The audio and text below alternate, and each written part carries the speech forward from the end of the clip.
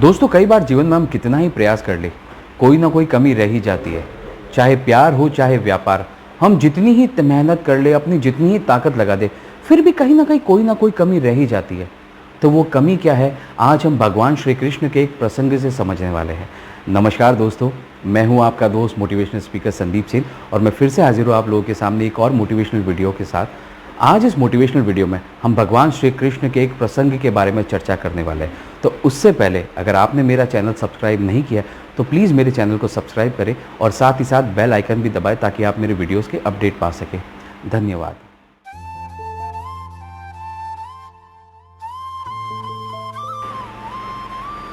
दोस्तों, वैसे तो भगवान श्री कृष्ण के जीवन में अनगिनत प्रसंग है और वो सारे प्रसंग हमें जीवन का महत्व सिखाते हैं, मगर आज इस वीडियो में हम भगवान श्री कृष्ण के बाल्यावस्था के जिस प्रसंग की चर्चा करने वाले हैं उसे हमारे धर्म ग्रंथ और शास्त्रों में ओखल बंधन प्रसंग के रूप में कहा गया है। भगवान श्री कृष्ण बचपन से ही बड़े नटखट थे और माँ यशोदा उनसे हमेशा परेशान रहा करती थी। एक बार की बात है, माँ यशोदा दही मथ रहे थे, तभी भगवान श्री कृष्ण को भूख लगी और वो माँ यशोदा की गोदी में आके बैठे। माँ यशोदा उन्हें स्तनपान करवाने लगी, तभी चूल्हे पे रखा हुआ दूध उफनने लगा। तो माँ यशोदा ने भगवान श्री कृष्ण को अपनी गोदी से उतारा और चूल्हे पर दूध को संभालने गई। इस बात से भगवान श्री कृष्ण को बहुत गुस्सा आया और उन्होंने गुस्से में उस दही की हांडी को फोड़ दिया। जब माँ यशोदा वापस आई और उन्हें फूटी हुई हांडी देखी दही की, तो उन्हें ये चीज़ समझ में आ गई कि भगवान श्री कृष्ण की ही ये हरकत है। उन्हें बड़ा गुस्सा आया और जब वो भगवान श्री कृष्ण को ढूंढने के लिए गई तो उन्होंने क्या देखा कि कमरे के अंदर एक उल्टी पड़ी ओखली पे भगवान श्री कृष्ण खड़े हुए हैं और मटकी से माखन चुरा के खुद खा रहे हैं और साथ ही साथ बंदरों को भी खिला रहे हैं। भगवान श्री कृष्ण की इस हरकत को देखकर माँ यशोदा को अथाह गुस्सा आया उनके ऊपर और उन्होंने ये सोच लिया कि आज मुझे भगवान श्री कृष्ण लला को तो सज़ा देनी ही देनी है। उन्होंने क्या किया कि एक रस्सी का टुकड़ा लाए और भगवान श्री कृष्ण को ओखली से बांधने का प्रयास किया। जैसे ही उन्होंने उस रस्सी को भगवान श्री कृष्ण के इर्द गिर्द लपेटा तो उस रस्सी में 2 अंगुल की कमी, 2 अंगुल का फासला रह गया। उन्होंने रस्सी का एक और टुकड़ा उसके साथ जोड़ा और फिर से जब बांधने का प्रयास किया तो वो हैरान रह गए क्योंकि रस्सी में फिर से 2 अंगुल का फासला रह गया। उन्होंने फिर से प्रयास किया, रस्सी का एक और टुकड़ा लिया, मगर फिर भी वैसा ही हुआ कि 2 अंगुल का फासला रह गया। उन्होंने सारे घर की सभी रस्सियों के टुकड़ों को जोड़ दिया, मगर वो जितने भी रस्सी के टुकड़े जोड़ते हर बार यही होता कि 2 अंगुल का फासला हो गया।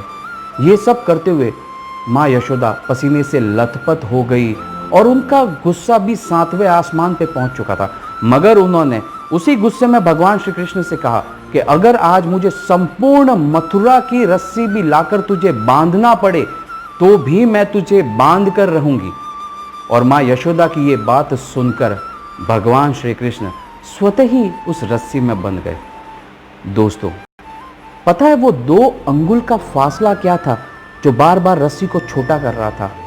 वो 2 अंगुल का फासला था दोस्तों, फेथ एंड डेडिकेशन।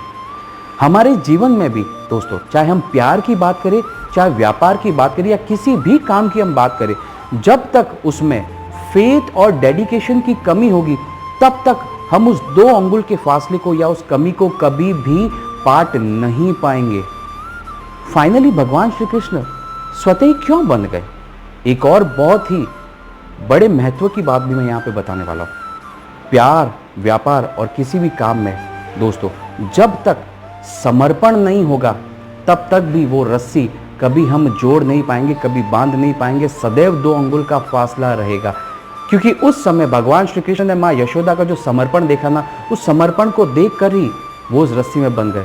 तो दोस्तों, अगर आपके जीवन में भी बहुत प्रयास के बाद, बहुत मेहनत करने के बाद भी कोई कमी रह रही है तो वो कमी है फेथ और डेडिकेशन की और उस प्यार, उस व्यापार या किसी भी काम में समर्पण की।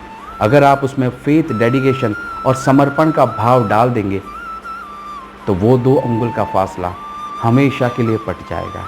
धन्यवाद दोस्तों। और दोस्तों, अगर ये मेरा प्रसंग, आज की ये बात आपको अच्छी लगी हो तो इस वीडियो को लाइक कीजिए, कमेंट कीजिए, शेयर कीजिए और अगर आपने मेरे चैनल को सब्सक्राइब नहीं किया है तो प्लीज़ इस चैनल को सब्सक्राइब कीजिए। धन्यवाद।